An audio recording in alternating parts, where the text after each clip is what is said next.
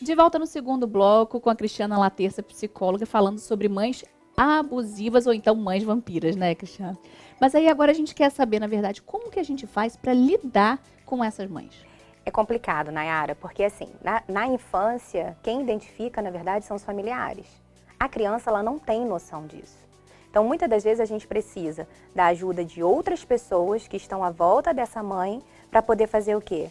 Chegar próximo a ela, que muitas das vezes elas não aceitam, e mostrem a elas o que elas estão fazendo de errado.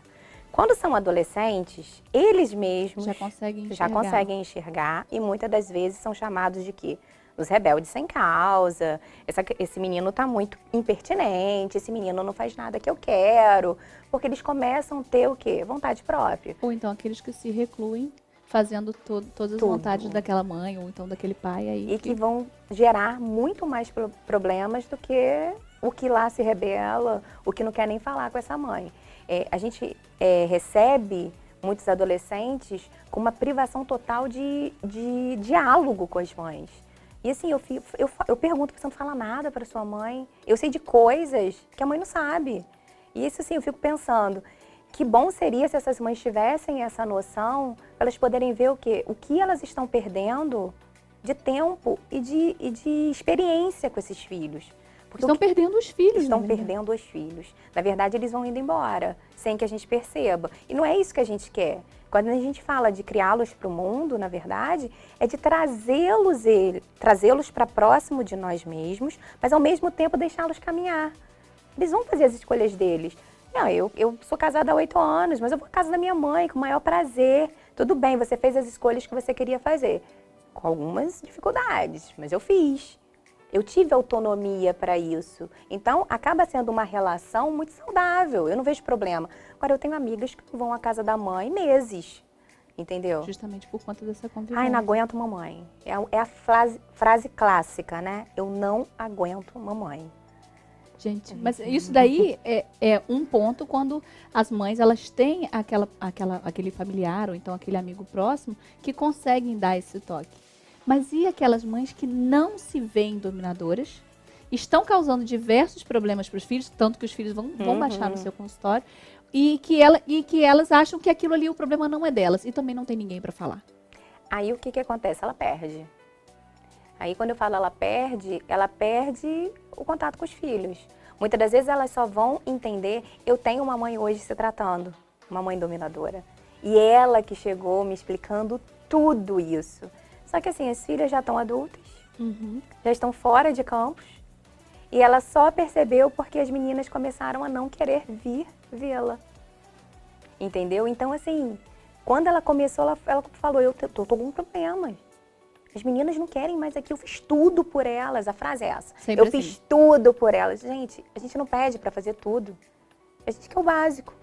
Mas a gente também quer ter o quê? A nossa vida, a nossa autonomia. Então, quando essas mães elas não percebem que elas são dominadoras ou que elas não aceitam ser chamadas de dominadoras, quem acaba perdendo é elas. A gente trabalha com o indivíduo. A gente faz um trabalho direto com o indivíduo. É ele que vai aprender a lidar com essa mãe. A ter assertividade. É uma técnica. Essa é a técnica, né? A assertividade. A gente começa a trabalhar a assertividade do indivíduo. E aí, justamente isso que eu vou te perguntar agora. Existe um método, existe uma forma de se viver harmonicamente com esse tipo de mãe? Existe. Você delimitando até onde você vai. Até onde você vai. Né? Vão ter momentos em que você não vai conseguir isso. Então, é muito mais fácil você evitar algumas situações. Entendeu? Você começa a evitar conflito. Para o seu bem-estar. Agora você vai me dar essa técnica aí, como é que funciona isso, porque eu vejo isso, né? Por conta de um comentário que acabou desagradando mãe e filho, aí a mãe se rebela, diz que você depende de mim, você mora comigo, você me deve respeito, você me deve tudo, né? E a vontade, o desejo daquele filho acaba não sendo respeitado. Então, aí acaba acontecendo o embate, né? São duas pessoas que moram juntas, o embate acontece, e a ponto do filho chegar e falar assim, que eu não faço nada para minha mãe mais. pode morrer dura e seca, que eu não faço mais nada, não me importo com mais nada. E essa relação que já está extremamente desgastada, né? Muito. Esse indivíduo precisa procurar ajuda. Se essa mãe não foi, o indivíduo que precisa. Até para ele poder entender que muitas das vezes o indivíduo, quando ele já chega a essa fase, ele já está numa fase quase adulta ou adulta.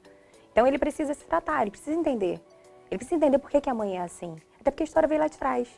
A história não veio de agora, veio lá de trás. E ela, às vezes, ela não quer mudar isso. Mas você pode melhorar, eu falo que nem melhorar, amenizar a sua relação com ela. Então, o que se deve fazer é o indivíduo procurar. Como eu vou procurar ajuda para mim, porque ela me faz mal. Eu já ouvi isso. Minha mãe me faz mal. Eu não me sinto bem. Então, vamos melhorar a sua relação com essa mãe. A forma como você vê essa mãe. Então, assim, é muito dicotômico, né? A mãe que é abusiva, mas eu que procuro ajuda, tratamento. Não, é para você saber lidar com ela. Isso é bom quando esse filho já está maior. E agora quando é pequenininho? Quando é pequenininho, são os de fora. Sempre. Vai ter um pai que vai perceber, vai ter uma tia que vai perceber, vai ter alguém. O pequenininho é complicado. O pequenininho são os familiares que estão à volta dele que vai perceber isso. E vai dando os toques, né? Aí a mãe não aceitou. Essa criança vai começar a crescer e ter problemas. E quem vai para tratamento? Não é fatídico a criança ter problemas. Ter problemas, não tem como. Ela está deixando de ser ela. Está deixando de viver aquilo que ela quer. Eu vejo mães que não permitem a criança tirar a sandália e colocar o pé no chão. Isso é uma brincadeira. E a criança está lá paradinha porque ela não pode. Ou então não pode se sujar. Tem isso. Não pode sujar. Você não pode sujar. Olha o cabelo. Gente, a criança veio brincar. A criança está ali para isso. Então ela vai ter problemas porque ela vai ver as outras crianças fazendo e ela não. E a questão da privação total também daquilo que é para a idade dela. Gente, então, é quase que um problema sem solução, né? Se a pessoa não se reconhece, o problema não tem solução. Ter solução tem, mas aí é o indivíduo que vai procurar ajuda. E quando essas mães chegam com as crianças, os menorzinhos, eu trato elas. Sem elas perceber, mas eu trato elas. Então, o canal eu faço orientação. Então vai, Cristiana, que a câmera é toda sua, dê a sua orientação para essa mãe vampira que está assistindo, que tá se encaixando, né? Aquela coisa assim, eu acho que eu pareço alguma coisa com isso, porque jamais elas vão se encaixar.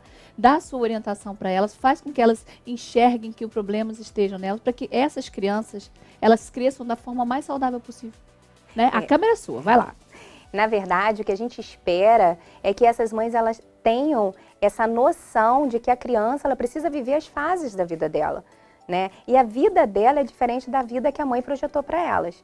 Desde o ventre a gente faz essa projeção. E por a gente fazer essa projeção no ventre, o que acontece? A gente joga todas as expectativas para cima daquela criança. É igual quando a gente tem um menino muito bagunceiro. A gente sonhou um menino muito bagunceiro. Né? Que ele vai chegar, que as crianças vão começar a gritar, que as pessoas vão brigar com ele. Mas ele é desse jeito. Não adianta eu querer projetar uma situação que não é pertinente à criança. É igual as meninas. Eu fico com muita pena de menina. As meninas, gente, assim como os meninos, elas brincam. Então, elas vão sujar. Elas vão ter situações que elas querem andar descalças, descabeladas. Elas querem estar à vontade no ambiente que ela está inserida. As mães dominadoras, e abusivas, vampiras, elas têm que entender o seguinte: os filhos nos foram emprestados. Uma hora nós vamos devolver eles para o mundo. E a gente tem que devolver eles o quê? Prontos. Então fica a dica. Criem os filhos de vocês, né, para o mundo. Assim eles vão crescer de uma forma saudável. Gente, melhores palavras impossíveis. Eu te agradeço imensamente. Nada, eu que agradeço a você. Por ter dividido com a gente, com todos aqui, todo o seu conhecimento, a sua simpatia, o seu tempo também, tá bom, Cristiana? Venha mais vezes, volte mais vezes, porque a gente precisa de pessoas como você. Tá, obrigada a você por ter me chamado também. Gente, olha, finalzinho do segundo bloco, mas vem o terceiro aí com um espaço claro e do Orel pra vocês. Não sai daí.